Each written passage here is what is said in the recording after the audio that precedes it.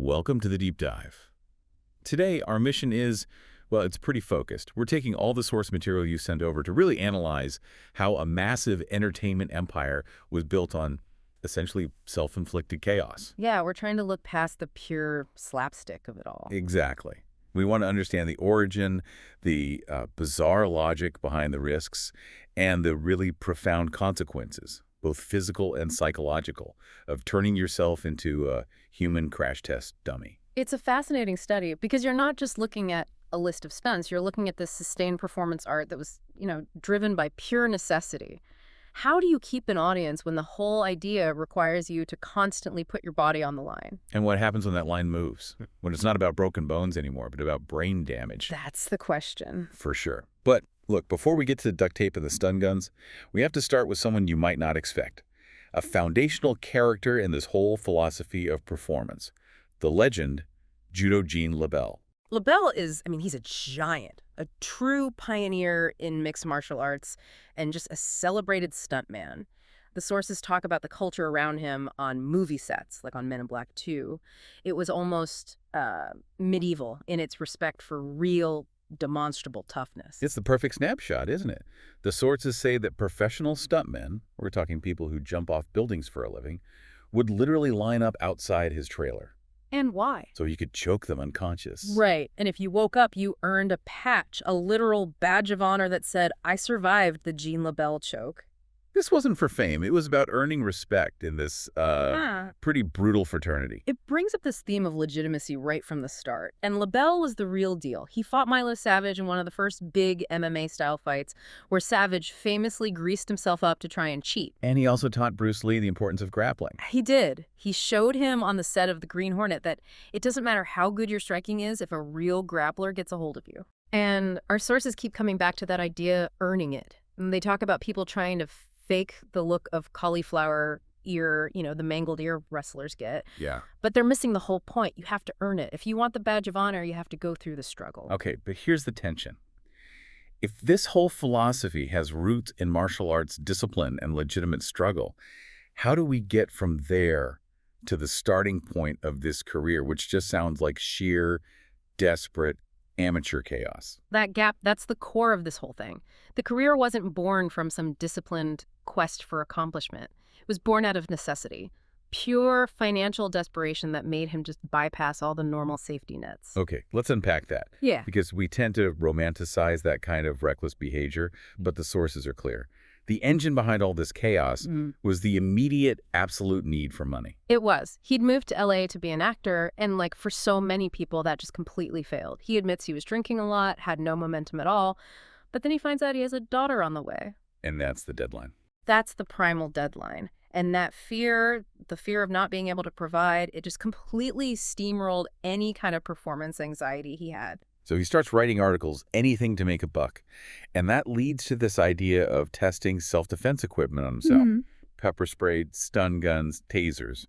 But the real moment, the thing that launched everything, was the bulletproof vest stunt. And this is where you see the system break down. No reputable magazine, nobody established would touch the liability.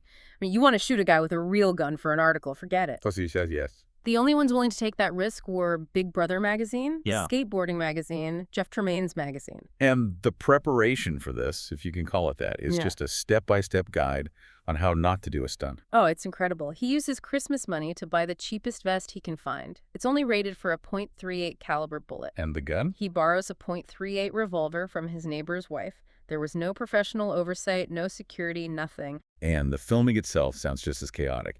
They drive out to this remote fire road. His friend is supposed to pull the trigger, but chickens out. So he has to grab the gun himself to show he's serious. And right at that moment, this car, full of, as he describes them, highly agitated people, pulls up, asking for directions, all while he's hiding a revolver behind his back. The little details are what make it. For extra padding, to absorb the impact, what does he use? He stuffs a bunch of Hustler magazines under the vest. Hustler magazines. And the photographer for the shoot was apparently traumatized the whole time because he'd just seen a friend die in a stunt accident. So there's no confidence, no professionalism, just raw desperation that somehow works. And that accidental success gives them the footage that snowballs into a video series. But that kind of chaos, you can't sustain a career on that. It had to be managed. It had to become a philosophy. Right, that's the transition from desperation to a repeatable formula. After the first big movie was a huge hit, the pressure to top what they'd already done must have been just crippling. It was an existential crisis for him. He said he was just stressing out, thinking, how can I possibly make the next stunt more dangerous, more insane? He was completely blocked by this need for physical escalation. And then Jeff Tremaine gives him the most important piece of direction in his entire career. He just says, we don't have to top it, we just have to be funny. That one sentence, it changes everything. It shifted the focus from being a physical risk taker to being a physical comedian. The anxiety just vanished. So they could all sort of believe this lie that they didn't have to top it because the goal was different. It wasn't about audacity. It was about entertainment. The danger was the setting for the joke, not the point of the joke. Exactly. But, I mean, the danger was obviously still there. Oh, absolutely.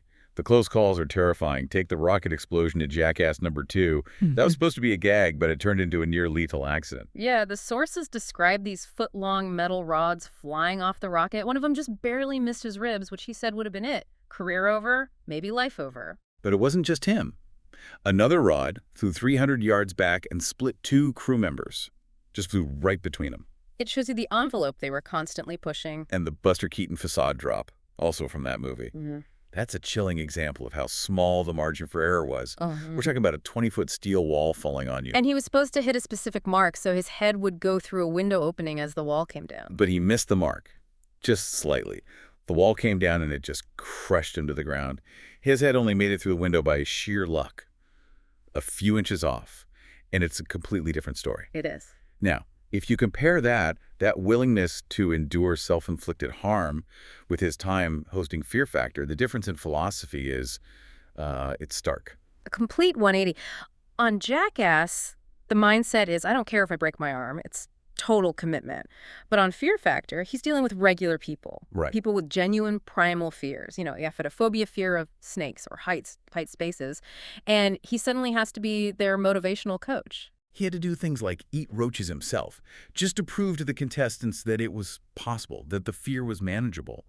He went from being the subject of the fear to the expert guide helping others through it. And navigating those extremes, whether it's your own stunt or someone else's fear, it leads to this really interesting psychological concept the sources mention, survivor's euphoria. That's the hook, isn't it? That glorious, massive endorphin rush you get after you survive something terrifying.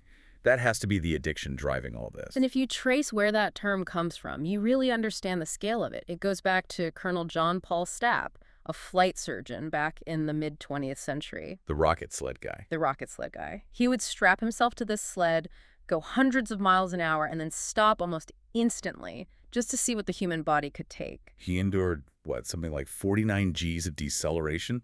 That is an almost unimaginable force.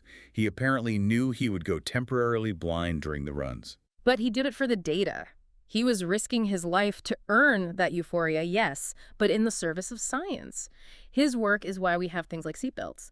The subject of our dive is tapping into that same reward system, but for art, not safety. So if that euphoria is the payoff, what's the price? What's the long-term toll on the body and the mind? And this is where the comedy really stops, and the neurological damage becomes the main topic. The sources are very direct about this. The fun had to stop because the head injuries were just piling up. He has a very strict rule now. I can't do any stunt where I would get a concussion now.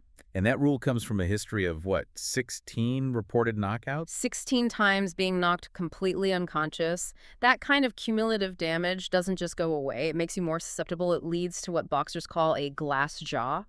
The final concussion, the one that really changed things, was during Jackass Forever, the bull stunt. Right. He was dressed as a magician in a bull ring. He tries to jump over a charging bull, but he mistimes it. The bull hits him with incredible force. Flipped him through the air, and he landed with the back of his head hitting the concrete ground.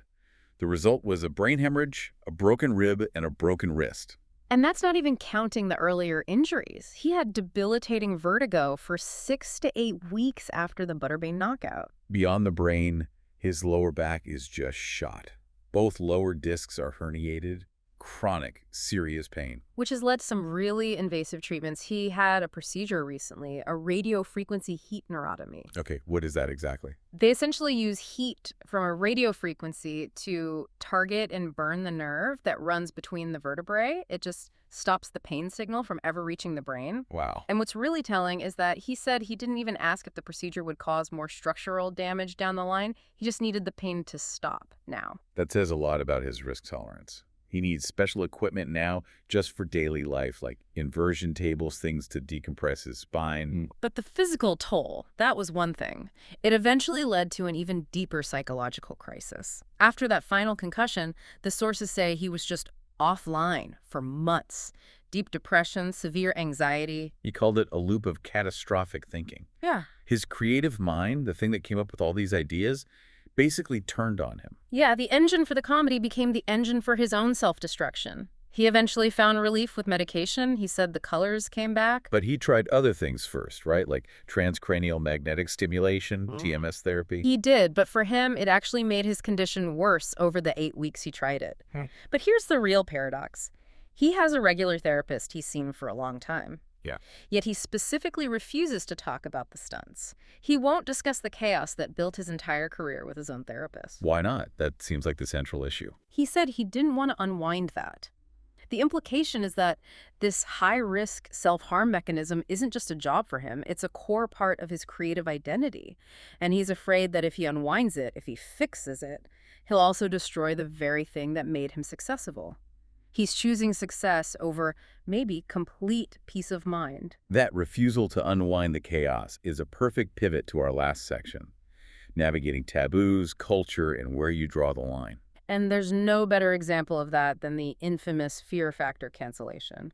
The sources go into detail about the donkey cum stunt. Right. Contestants had to drink 15 ounces of boar ejaculate while their partners drank boar piss. And he remembers telling the producers, "Don't do this. The show is going to get canceled." But incredibly, NBC's own Standards and Practices Department had already approved it. How is that possible? It's a great example of institutional desensitization. The very people who are supposed to be the gatekeepers, they get so close to the material they lose all perspective, they approved it. But the show never aired here, did it? No, it aired overseas, maybe in the Netherlands or Germany. But the cancellation was triggered because footage leaked online. And the palpable outrage from the internet did what the network's own censors couldn't. The court of public opinion was just way faster and more absolute. And that ability to push boundaries carried over into his documentary work, like The Wild and Wonderful Whites of West Virginia. That film was this unvarnished look at a self-proclaimed outlaw family. It's a film that walks a very fine line. On one hand, you've got the charisma and the wild antics of this family, but on the other, you are forced to confront this deep generational despair, poverty, neglect, the opioid crisis. And this is where he finally found an ethical stop sign. The sources note how these communities were abandoned by coal companies, which led to this justifiable anger and then set the stage for the opioid epidemic. And his director's instinct was to do a follow-up, but he pulled back. He said he wouldn't feel right about it. Which is the ultimate paradox.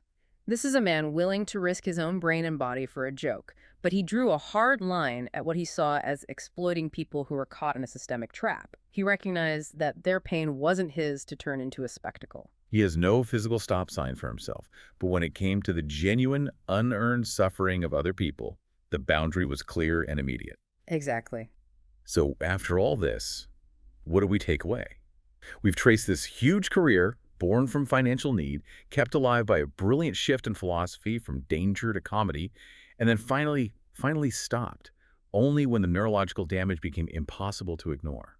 I think the final synthesis is that very unusual internal calculus of risk he developed. He has this line about how the producer side overrides the performer side. If a broken leg guarantees you get the shot, then it's acceptable collateral for the art. But when the concussions led to catastrophic thinking, when it threatened his own creative mind, that was the line. Permanent brain damage, the destruction of his own identity, that's the one boundary he wouldn't cross. This whole deep dive has been about the need for legitimate struggle, the high price of that survival euphoria, and the devastating cost of operating without a stop sign until the damage is already done. So here's something to think about.